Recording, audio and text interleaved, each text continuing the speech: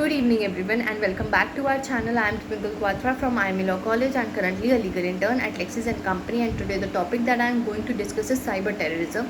So we all know that we use electronic things like computer, laptop, tablet, mobile phones, but what can be the deadliest consequences of these things? We all know the basic consequences, right? But what could be the deadliest consequences? It will be the cyber terrorism, right?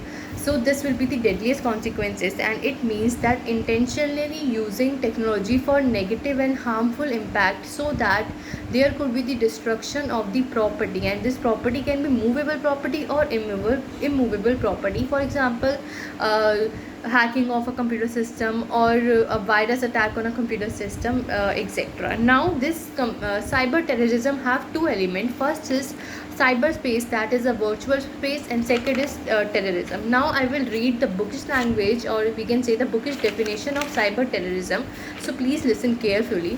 It means cyber terrorism is the premeditated politically motivated attack against information, computer system, computer program and data, which result in violence against non-common target by subnational groups.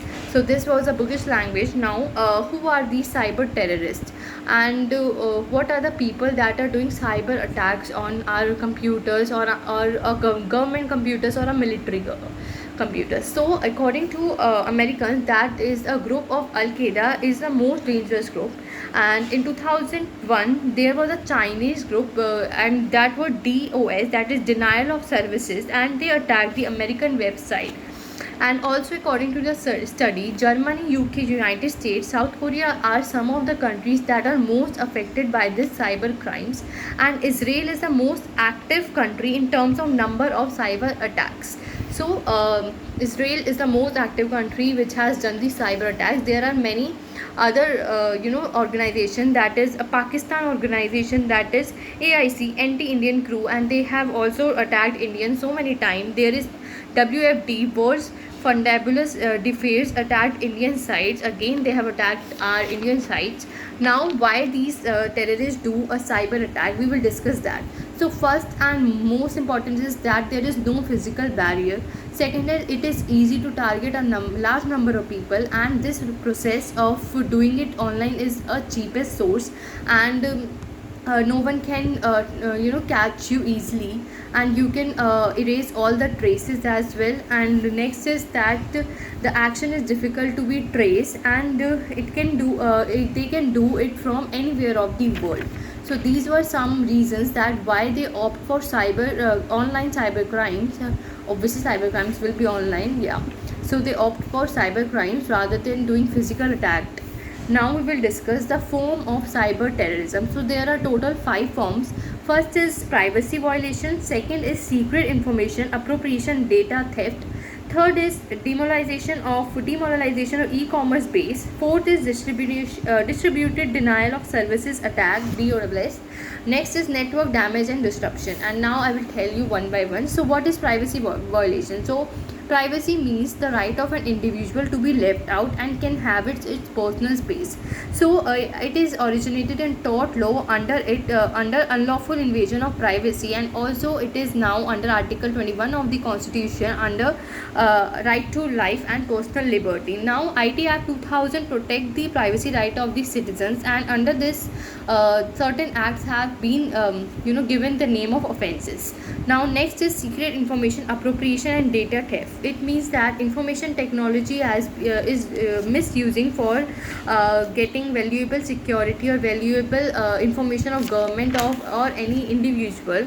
Now terrorists can attack on these valuable things with the intention of destroying property. Now property can be immovable or movable, I have told you before, and in the Supreme Court judgment RK Dalima versus Delhi administration, the court also said that the property is not subjected to only movable and immovable property.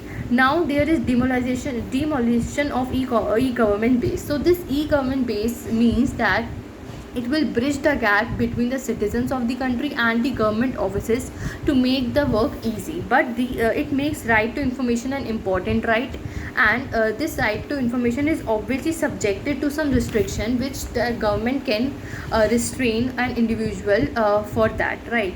Now next is distributed denial of services attack, DDoS.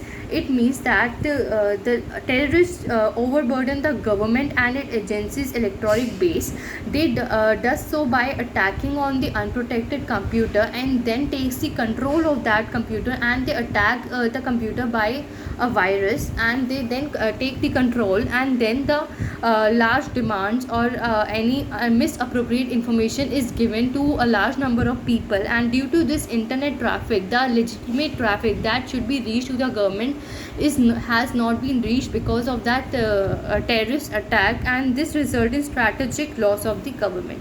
Now last is network damage and disruption. Its main aim is to damage the network of the government softwares and or computers.